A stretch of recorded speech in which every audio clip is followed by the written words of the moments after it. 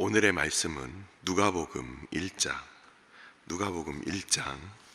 39절부터 45절까지 말씀. 누가복음 1장 39절부터 45절까지 말씀입니다. 다 같이 합독하도록 하겠습니다. 이때 마리아가 일어나 빨리 산골로 가서 유대 한 동네에 이르러 사가랴의 집에 들어가 엘리사벳에게 문안하니, 엘리사벳이 마리아가 문안함을 들으매 아이가 복중에서 뛰도는지라. 엘리사벳이 성령의 충만함을 받아 큰 소리로 불러 이르되, 여자 중에 내가 복이 있으며 내 태중의 아이도 복이 있도다. 내 주의 어머니가 내게 나아오니 이 어찌 된 일인가. 보라, 내 문안하는 소리가 내 귀에 들릴 때에 아이가 내 복중에서 기쁨으로 뛰놀았노라. 주께서 하신 말씀이 이루어지리라 하고 믿은 그 여자에게 복이 있도다. 아멘. 축복하고 기도한 후에 말씀 보도록 하겠습니다. 여호와는 내게 복을 주시고 너를 지키시기를 원하며, 여호와는 그 얼굴을 내게 비추사 은혜 베푸시기를 원하며, 여호와는 그 얼굴을 내게로 향하여 드사 평강 주시기를 원하노라. 아버지, 주의 약속을 받고 주의 다스리심을 받고 그것을 믿은 한 여인, 또 그 여인을 통하여 오신 우리 주님에 대하여 우리가 말씀을 읽고 생각하고 또한 말씀을 쫓아 기도할 때 이 시간 성령 하나님께서, 주께서 이 땅에 오신 하나님의 거룩한 뜻과 또한 그것들을 믿음으로 준비했던 하나님의 백성들의 그 이야기를 우리로 듣게 하여 주시고, 성령 하나님께서 전하는 자와 듣는 자들 가운데 역사하여 주셔서 그때 일어났던 일들을 우리로 생생히 접하게 하여 주옵소서. 이 모든 말씀 우리 주 예수 그리스도의 이름으로 감사하며 기도드리옵나이다. 아멘. 새해가 되어서 누가복음 본문이 시작이 되었습니다. 누가복음의 그 배경들에 대해서 몇 가지 설교자들께서 말씀을 해주셨는데, 저는 누가복음의 그 배경에 있어서의 그 저자에 대한 부분을 잠깐 말씀을 드리고, 그리고 오늘 본문 관찰로 바로 들어가겠습니다. 누가복음과 사도행전이 함께 하나의 그 연결이 되어 있는 말씀이라고 잘 알고 있습니다. 이 누가는 어떤 사람이냐? 누가는 이방인이었어요. 누가는 이방인이었다. 마태복음과 마가복음이 유대인의 입장, 그리고 유대교의 그 유대인들과 그리고 유대인 그 배경으로 이렇게 쓰여져 있다면, 그럼 이 누가복음은 이방인인 누가가 이방인인 데오빌로 각하에게 보내는 그런 서신으로 쓰여져 있습니다. 즉 오늘날 우리들, 한국 사람들, 그리고 지금도 수많은 세계의 각 종족과 민족들, 각 나라에 흩어져 살고 있는 이 그리스도인들이 바로 이 누가복음의 이 배경과 굉장히 맞아 떨어진다는 거예요. 누가가 헬라인이고, 그리고 헬라인 이름을 갖고 있는 이 데오빌로 각하에게 그렇게 서신을 보내는 것처럼 이 이방인의 관점에서 그들이 받아들인 이 복음을 이방인의 눈으로 다른 이방인에게 이렇게 증거하고 있다라는 겁니다. 그래서 우리는 이 누가복음은 다른 공관복음서 중에서 마태와 마가와 다르게 이 이방인의 관점에서 어떻게 복음이 이렇게 우리에게 주어졌는지를 이거를 보게 됩니다. 그래서 누가복음뿐만 아니라 사도행전까지 이어지는 이 누가의 이 진술들, 우리는 뭐 누가복음만 보겠지만 훗날 이제 나중에 사도행전 16장에 등장하는 이 누가가 자기가 직접 등장하는 우리라는 그 얘기까지 해서 우리 한번 말씀들을 보도록 할 텐데, 오늘 읽은 이 부분이 39절부터 45절까지 말씀이지만 이 누가복음 1장에 나와 있는 전체 이야기 중에 굉장히 부분이죠.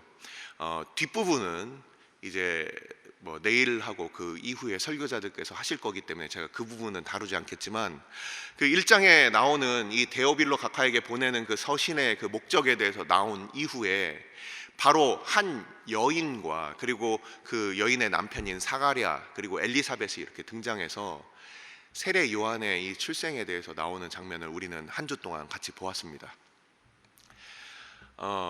이 사가랴는 제사장이었기 때문에 우리가 레위 지파인 것을 너무나도 잘 알고 있어요. 그리고 아론의 후손이라고 명백하게 누가복음에서 진술하는 바와 같이 이 엘리사벳이라는 여인이 등장을 합니다. 이 엘리사벳이라는 그 이름이 아론, 예전에 모세의 형이었던 그 아론의 그 부인의 이름하고 똑같아요. 그래서 아론 지파, 그 아론의 그 후손, 레위 지파 아론의 후손이라는 게 좀 더 확실하게 이렇게 보이는 그 이름인데, 그 엘리사벳이 오늘날 그 엘리자베스라는 그 이름, 영어 이름이 여기서 나온 말이죠. 이 엘리사벳인데, 이 엘리사벳이 어떤 그 개인적인 배경을 갖고 있었습니까? 아이를 갖지 못했어요. 그리고 그가 사가랴가 늙었고 엘리사벳도 늙었다. 더 이상 이제는 아이를 낳을 수 없는 그런 상황이었다. 마치 아브라함과 사라와 같은 그런 상황이었다는 겁니다. 이 마리아와는 친족 관계였어요. 그러니까 친족 사이에서는 이 소문이 나는 거예요. 당시에 이 예수님이 오실 이 당시에, 이 오셨던 이 초림 시대의 이 당시에는 서로 뭐 전화 연락이나 뭐 이런 것들은 하기 힘들었겠지만 기본적으로 같은 친족 내의 그 소문들은 이렇게 서로 퍼지게 됩니다. 근데 이 엘리사벳이라는 이 아주머니 뭐 또는 뭐 그 먼 친척이라고 볼 수가 있는데, 이 엘리사벳이 이 아지매가 아이를 갖지 못한 부분에 대해서는 적어도 이 친족들 사이에서는 소문이 난 거예요. 우리도 살다 보면 누구네 집에 아이가 없다 이런 얘기들을 여러 해에 걸쳐서 듣게 되면은 그거를 잘 알게 되고, 이 마리아가 이 엘리사벳에 대한 그 이야기를 알고 있었던 거죠. 그 친족 내에서 있기 때문에. 그래서 이 엘리사벳이 이젠 더 이상 아이를 가질 수 없는 그런 나이가 됐다라는 거예요. 뭐 50세 이상, 그 여자들의 갱년기, 뭐 남자들의 갱년기 지나고서 50세, 60세 이상의 이런 엘리사벳 아주머니가 자기의 친족 중에 있는데 아이를 갖지 못한다, 이 얘기를 알고 있었을 겁니다. 근데 이 다니엘 8장과 9장에 등장하는 이 가브리엘, 천사 가브리엘이 이 마리아에게 나타나서 그에게 수태고지를 하는 장면을 우리는 바로 이 전문맥에서 보게 됩니다. 그래서 이 마리아가 이제 내가 남자를 알지 못하는데 내가 아이를 갖는다는 얘기를 듣고서 이게 주의 계집종에게 그것이 이루어 달라고, 그것이 이루어질 것이라고 이렇게 믿음으로 고백한 후에 이 가브리엘이 말한 바와 같이 이 엘리사벳이 원래 아이가 없었는데 그녀에게 아이가 생겼다고, 이미 6개월이나 지났다고 그것을 알려줘서 이 마리아가 급하게 그 엘리사벳에게 가서 그 엘리사벳 아주머니, 그 나이가 많이 먹어서 더 이상 아이를 가질 수 없다라고 자기들 친족 내에서 이미 알고 있는 이 엘리사벳을 향해서 빠르게 뛰어가는 장면이, 빠르게 그 만나러 가는 장면이 바로 오늘 장면으로 시작하는 거예요. 39절에 보면 그가 유대 산지에 있는 그 엘리사벳을 만나기 위해서 급히 그렇게 가는 장면으로 오늘 본문은 시작을 합니다. 급히 찾아갔어요. 그래서 가보니까 이 엘리사벳이 과연 그 천사의 말대로 이 임신을 했을까 했는데 6개월 동안 숨어 있었죠. 엘리사벳이 바로 그 전절을 보면은 숨어 있었다. 6개월 동안 숨어 있었다. 그래서 소문이 안 났는데 가보니까 정말 그 나이 많은 그 아주머니가 이 배가 이렇게 불러온 장면을 이렇게 보게 되는 것입니다. 자, 이러한 배경을 가지고서 바로 오늘 본문을 보겠습니다. 자, 유대가 어딘지 그 정확한 그 사가랴와 엘리사벳이 살고 있는 이 유대 동네가 어딘지는 모르겠어요. 그거는 학자들도 알 수가 없다고 그렇게 얘기를 합니다. 근데 아무튼 자기의 그 친족에 있는 그 동네에 이르렀더니 사가랴의 집에 들어가서 엘리사벳에게 이렇게 문안을 하니까 41절을 보시면 엘리사벳이 마리아가 문안함을 들으매 아기가 복중에서 뛰노는지라 엘리사벳이 성령의 충만함을 받아. 자, 이 태동이라고 하죠. 태동이라고 해서 우리 임신을 하고 그리고 아이를 이렇게 가져보신 여성들은 다 아실 겁니다. 아이가 뱃속에서 이렇게 움직이는 게 있어요. 리브가가 이삭과 함께 그렇게 아이가 없다가 이제 나중에 아이를 주셨을 때 그 쌍둥이가 속에서 이제 서로 막 다투고 싸우고 이런 부분들도 이게 태동을 통해서 이게 알게 되는 건데, 이 엘리사벳은 굉장히 특별한 태동을 느낀 것 같습니다. 그래서 엘리사벳이 이 아이가 이 뱃속에서 이렇게 뛰논다라고 이렇게 표현을 했어요. 그냥 일반적인 그런 움직임을 넘어서 뭔가 격렬한 반응이 있었다는 겁니다. 거기에 대해서 이 엘리사벳은 이제 성령의 충만함을 받아서 이것에 대한 그 이야기를 마리아에게 전해주는 거예요. 마리아가 물어보지도 않고 마리아가 먼저 이 엘리사벳에게 요청한 것도 아닌데, 이 엘리사벳은 이 마리아의 이 상태에 대해서 그녀도 성령의 충만함을 통해서 알고 그리고 그것에 대해서 얘기를 해주는 겁니다. 우리는 이 배경을 앞에서 봤을 때 어떤 부분이 있었습니까? 사가랴가 천사의 전해준 말을 듣고도 그가 믿지 못하니까 그가 더 이상 말을 할 수가 없었어요.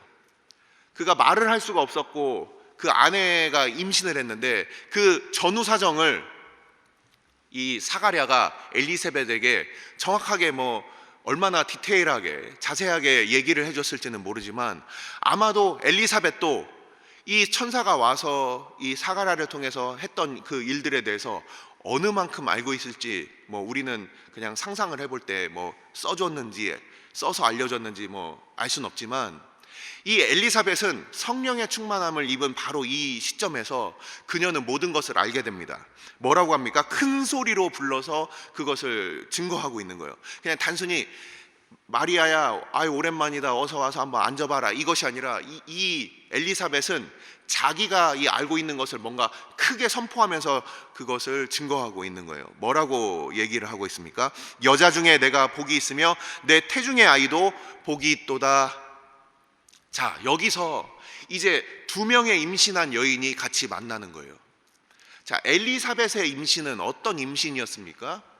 엘리사벳의 임신은 창세기 30장을 보면 라헬이 임신하는 사건이 나와요. 이 라헬이 임신을 했을 때, 그래서 요셉을 낳게 될 때 이런 얘기를 합니다. 나의 수치를 하나님께서 제거해 주셨다. 당시에 여인들이 아이를 낳지 못하는 것은 이것은 엄청난 수치예요. 하나님으로부터 버림받았다. 더 이상 생명을 수태할 수 없는, 이것은 버림받은 여인이라고 당시에는 그렇게 생각을 했던 거예요. 근데 이 엘리사벳이 아이가 없어서 아이가 있으면 좋겠다라는 이 평생의 이 간절함이 아이가 생겼을 때 이 엘리사벳은 굉장한 감사와 기쁨이 있었을 겁니다. 더 이상 소망할 수 없었고 더 이상 아이에 대한 소망이 없었던 그녀에게 아이가 생긴 것은 굉장히 기쁜 일이겠죠. 근데 반대로 당시에 정혼을 하고 그리고서 결혼식 이전에 아이를 가졌다라는 것은 기본적으로 수치스러운 일일 뿐만 아니라 요셉과 정혼했는데 요셉이 아닌 어디선가 알지 못하는 그 아이를 갖는다는 것은 요셉이 자기 아이라고 얘기를 안 해주면은 이 마리아는 돌을 맞을 상황이었다는 거예요.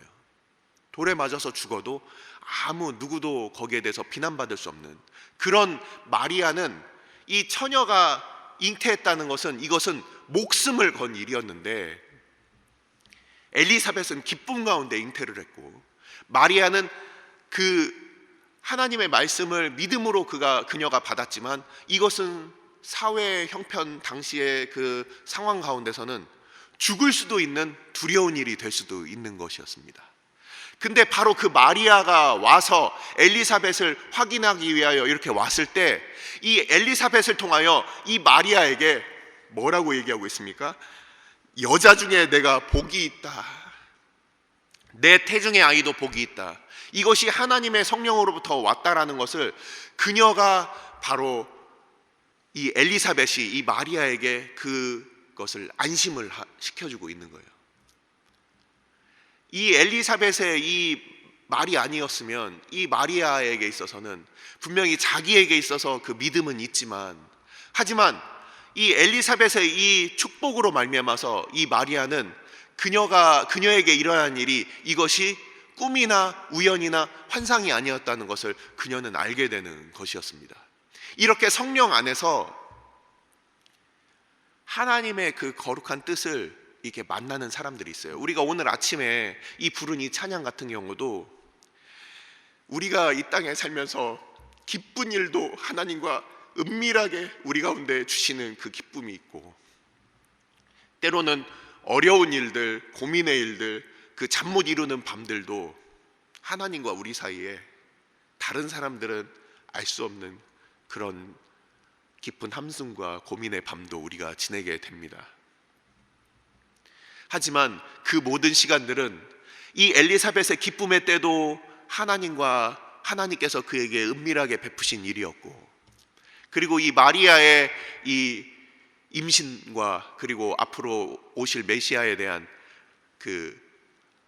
이 처녀로서 그가 잉태했다는 이것도 하나님께서 은밀하게 이루시는 일이었죠. 그렇게 은밀한 가운데 하나님의 은혜를 받고 그 성령의 인도하심을 받는 이 사람들이 서로 만났을 때, 마리아와 엘리사벳, 그 복중에 세례 요한과 그리고 우리 주님 예수님, 이 네 사람이 만나는 장면이 바로 이 장면이에요. 그 안에서 이 세례 요한이 이 예수님에 대해서 기뻐하고, 그가 훗날 태어나서 예수님에 대하여 그가 증거하는 그 일을 바로 이 태중부터 이렇게 하고 있는 겁니다.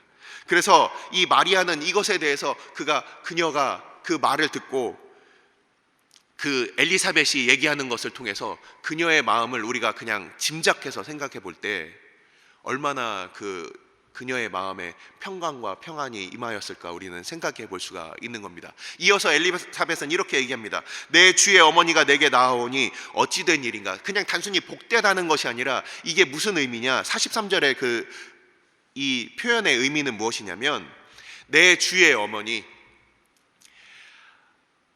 단지 그냥 네가 임신한 게 복 있다 이런 의미가 아니라 내 주의 어머니가 내게 나온다. 이게 옛날에 우리 사극을 보면은 왕이 이렇게 앉아 있으면 신하들이 와서 왕에게 아련하는 장면을 우리가 압니다. 그것들을 보죠. 보통 아랫사람들이 윗사람에게 가서 아련을 하는 거예요.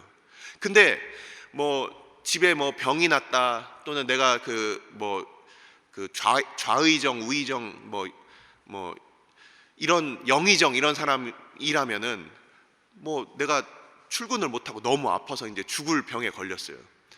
그래서 출근을 못하고 있는데 한 나라의 임금이 나를 보기 위해서 문병을 온다 이러면 아픈 그 자리에서 일어나서 아이고 이 누추한 곳에 어떻게 이렇게 오십니까 하고서 이렇게 감격에 겨워하는 그런 거예요. 이게 43절이 이런 겁니다. 내가 내 주의 어머니께 나아가서 아이고 임신하셨습니까? 참으로 감사합니다 하고 복을 빌고 그렇게 감사해야 될 것인데, 오히려 마리아가 주의 어머니가 되어서 하찮은 나에게 이렇게 오시는 것을 보면서 그가 황송해하는 그런 표현이 바로 이 43절이라는 겁니다. 그러면서 보라, 내 문안하는 소리가 내 귀에 들릴 때에 아이가 내 복중에서 기쁨으로 뛰놀았도다. 엘리사벳이 개인적으로 느꼈던 이 태동을, 그것을 바로 마리아에게 해석해서 그것을 알려주는 겁니다. 그래서 오늘 이 말씀들을 보면서 이 마리아가 엘리사벳을 찾아가서 문안했을 때 이 엘리사벳이 이 마리아에게 전해준 이 이야기들은 성령 안에 있는 사람들 가운데 이 교통함을 보여주는 거예요. 이 45절 말씀을 마지막으로 드리고 마칩니다. 45절 말씀을 보면 이게 예수님께서 팔복에서 복 있는 사람은 이 복 있는 사람은, 마음 심령이 가난한 사람은 복이 있나니, 이렇게 그 한글 개역 성경은 이렇게 표현이 돼 있지만 영어 성경도 그렇고 헬라어 성경도 그렇고, 그리고 이 시편 1편에 복 있는 사람은이라는 그 시편 1편의 축복에 대한 그 내용들이 다 똑같이 이 구절과 45절과 똑같이 구조를 가지고 있습니다. 우리는 한글 개역 성경을 읽기 때문에 심령이 가난한 자는 복이 있나니 이렇게 얘기하지만, 이 원어를 보면은 blessed, 영어로는 blessed 이렇게 돼 있고, 그 히브리어에서는 아쉘 해가지고 이게 복되다라고 먼저 선포하고 왜냐하면 이런 뜻으로 이렇게 나오게 돼 있어요. 제가 이거를 그 직역을 한번 해봤습니다. 직역을. 복되도다 믿은 그 여자여, 왜냐하면 주의 말씀은 반드시 이루어질 것이기 때문이다. 호티라는 이 헬라어가 들어가 있기 때문에 때문이다 이렇게 됩니다. 그래서 다시 한번 말씀드릴게요. 복되도다 믿은 그 여자여, 왜냐하면 주님께서 하신 말씀은 반드시 이루어질 것이기 때문이다, 이렇게 되어 있어요. 이 45절의 말씀을 통해서 이 예수님의 팔복의 그 구조와 축복의 구조와, 그리고 시편 1편의 구조와 같다고 말씀을 드렸는데, 이것은 오늘날 우리 가운데 있는, 우리 가운데 들려주시는 하나님의 그 축복과 저는 새롭게 그것을 해석을 해서 이렇게 들려드리고 싶습니다. 복되도다 믿는 성도들이여, 왜냐하면 하나님의 말씀은 반드시 이루어질 것이기 때문이다. 마리아는 눈에 보이는 상황은 오히려 더 그녀가 돌에 맞을 상황, 목숨을 잃어야 될 수도 있는 그런 상황 가운데 있었지만, 그녀는 그냥 하나님의 말씀을 있는 그대로 그냥 믿었어요. 계산하지 않고, 앞으로 일어날 일이 무엇일지 계산하지 않고 믿었다는 거예요. 얼마나 많은 사람들이 계산하고 우리의 신앙이라고 우리가 그렇게 이야기를 합니까? 보지 않고 믿는 자들이 진복자라고 했어요. 우리는 얼마나 보고 믿으려고 합니까? 하지만 이 엘리사벳이 마리아에게 주는 이 축복은 오늘날 믿음으로 살아가는 우리 성도들 가운데 여전히 들리는 이야기입니다. 복되도다 믿는 너희들이여, 왜냐하면 하나님의 말씀은 반드시 이루어질 것이기 때문이다. 기도하시겠습니다.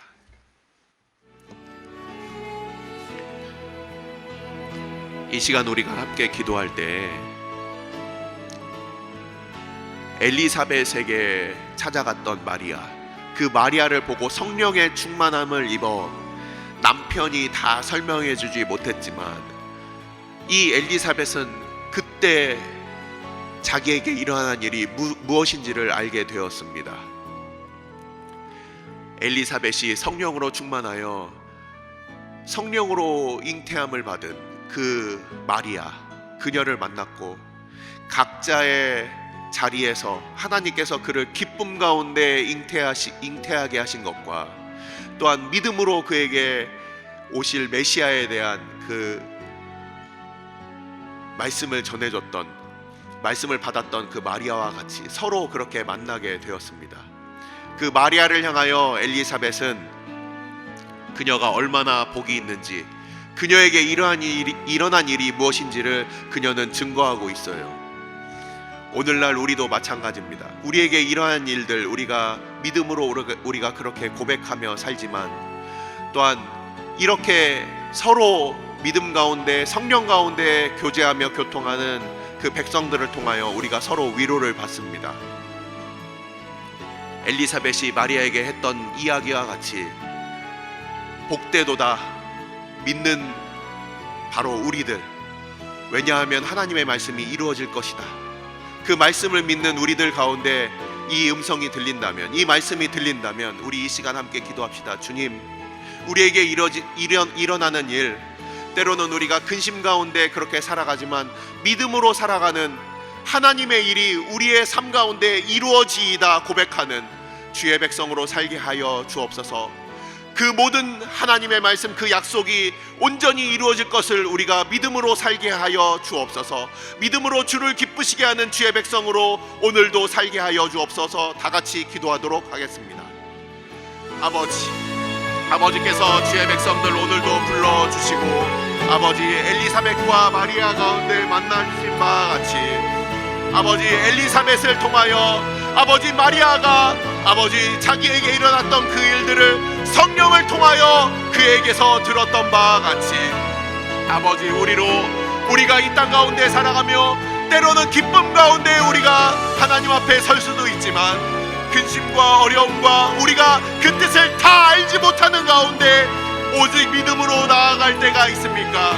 아버지께서 믿음의 백성들 주님께서 함께하여 주시고 위로하여 주셔서 아버지 주의 말씀이 다 이루어질 것이기에 우리가 오늘도 기뻐하며 하나님 앞에 찬양과 영광을 돌릴 수 있도록 아버지께서 우리 가운데 믿음을 더하여 주시고 은혜 위에 은혜를 더하여 주옵소서.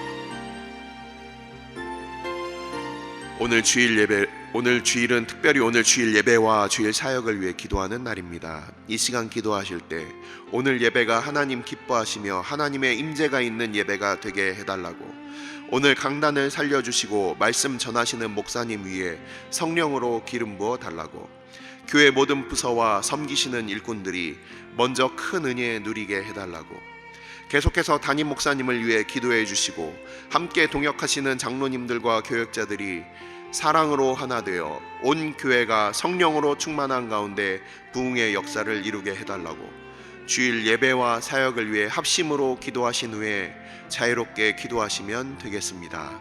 이 시간 기도하실 때 먼저 저를 따라해 주시기 바랍니다. 주여 은혜를 베풀어 주옵소서. 주여 은혜를 베풀어 주옵소서. 다 같이 합심으로 기도하시겠습니다.